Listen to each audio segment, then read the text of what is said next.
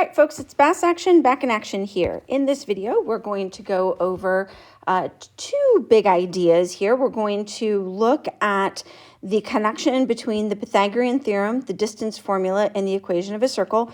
And then we're also going to briefly touch on the midpoint formula. So just some review from your geometry days. First thing that we want to point out is remind you that the midpoint formula is simply an average. So there's really no special formula that you need to memorize for that.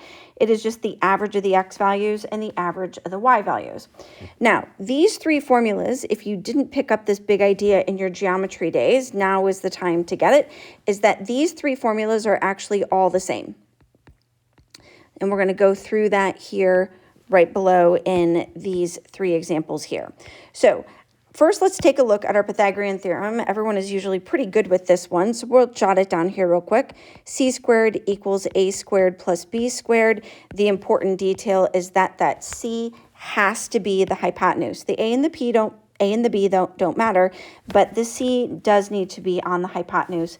That would be across from the right angle. Now, there should be a right angle marked on here. I didn't mark it in this original picture, so you might want to add that. Now, what we're going to do is we're going to quick do our Pythagorean theorem here. That means that we're going to square the hypotenuse. So 2 square root of 3 squared. Then we're going to have our x squared plus our 3 squared. Remember, when we square this radical, we need to square both parts. So that's going to be a 4 times a 3. So we'll get a 12. X squared. This will be a 9. So x squared is going to equal 3. So x is going to be a square root of 3. Now, technically, this is a plus or minus square root of 3, but of course, the side or the distance, the length of that side in the triangle cannot be negative. So we're going to stop there at just the positive radical 3. Now, we're going to take this idea and we're going to apply it over here to review our distance formula. Now, what we want to think about is that this segment here is going to basically be the hypotenuse of a triangle here. And we're going to imagine that this is, in fact, a whole triangle here. So now, the length of this side of the triangle would be the distance or the difference between these two x values. It doesn't matter what order we write it in. It is typically the x sub 2 minus x sub 1, but it doesn't really matter as long as we're going to be consistent. Then the length of this side of the triangle, we're going to say y sub 2 minus y sub 1. And then I'm going to put a d on the hypotenuse. Now we're going to repeat the idea of what we did with our Pythagorean theorem. And now we're going to say d squared. We're going to say d squared. And we're going to square each side of that triangle. Add those. Y sub 2, I know I'm going into the other one, but that's okay. We can fix that up later. Now we're going to continue. We basically have our same Pythagorean theorem here, but we're solving for d. So now the distance, taking the square root, is going to be the square root of x sub 2 minus x sub 1 squared plus y sub 2 minus y sub 1 squared. So now we can see that we've got our distance formula here. We've got our distance formula here. We had our Pythagorean theorem here. And then our equation for our circle is really going to be the exact same formula all over again. This radius of our circle, I'm going to label it r, but that r is going to be the same as this d and this c over here. If we want to find the distance between these, we can use our distance formula that we just saw is the same as our Pythagorean theorem. So let's originally set this up as our distance formula. And we're going to say, I'm going to say r squared, and give myself a little bit more space here, my r squared.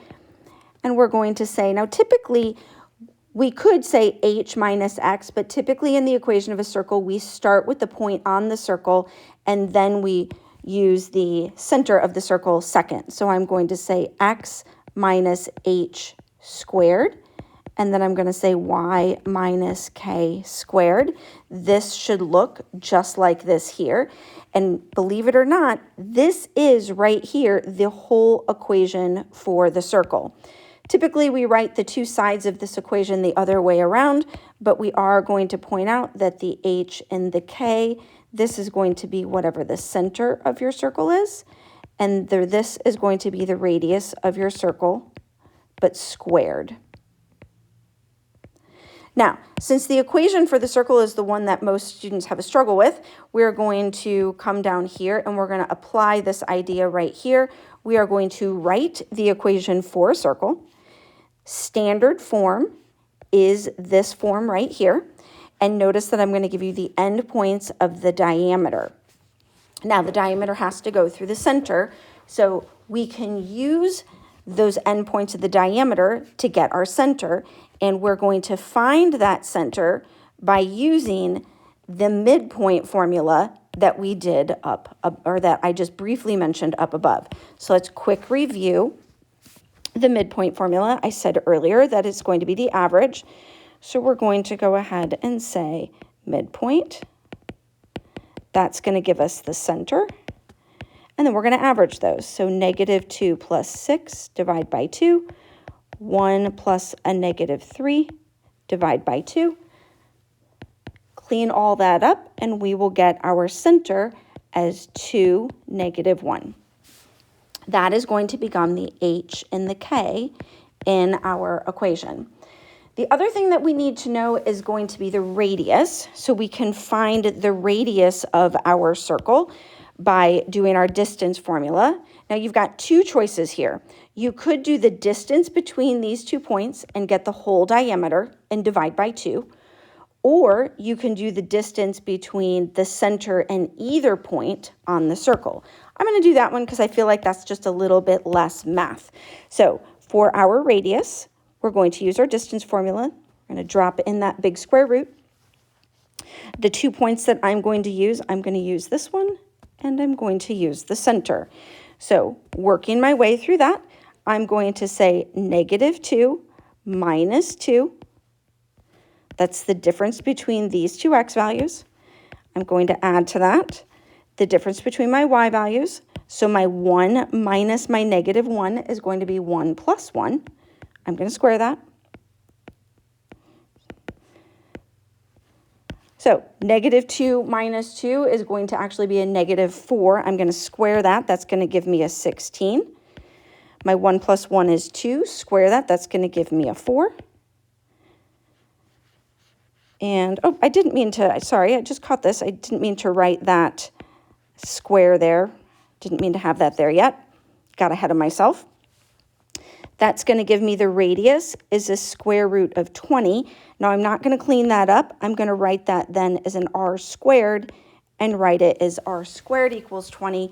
So now I can use this and my center to say x minus 2 squared plus y plus 1 squared equals 20. This is the equation for our circle. So this is that 1, or that 2, there's the 1, and then the radius squared goes right there. Now, the next thing that we want to take a look at here is if we wanted to type this into a graphing calculator. If you were working in Desmos, you would be able to simply take this whole equation exactly as you see it right here and type that into Desmos and get your circle. However, when we're working in a graphing calculator, everything must be written as a function. And of course, a circle is not a function. So we're going to have to rewrite this as two separate equations. So of course, if we graphed this, we would get a nice circle. What we're going to do is we're going to solve it for both the top half of the circle and then the bottom half of the circle. So let's see how that's going to work, because this is a skill that you definitely need to have. So working with this equation here, let's rewrite it. X minus 2 squared plus y plus 1 squared equals 20. Now, our goal here is we are trying to solve for y. So the first thing that we're going to do, this is what we're trying to get to, the first thing that we're going to do is we are going to take this entire term, this x minus 2 quantity squared, and subtract it. Make that a plus, don't want to lose that. 20 minus this whole quantity. Now, what we can do is, since this whole quantity has been squared, we can take the square root of each side. That's going to give us a y plus 1. Nothing on this other side is going to simplify. And now we're almost there. We're trying to isolate the y, so the last thing we're going to do is we're going to subtract that 1. Now, I would strongly, strongly encourage you to put that negative 1 in the front, and it's going to make this a little easier. So we're going to have a negative 1, and we're going to have a plus or minus here. So from right here, when we did our square root on each side, this should have been a plus or minus. I forgot to write it. It was a little bad form on my part. 20 minus x minus 2 squared. Now this is the equation for our circle as two separate functions. Negative 1 plus this whole square root will give you the top half, and negative 1 minus this whole square root will give you the bottom half. And if you type each of those in Desmos, you'll see that you do get the full circle together. If you've got your graphing calculator, you can type them each into the y equals screen, that y equals screen, and it will give you the two separate pieces.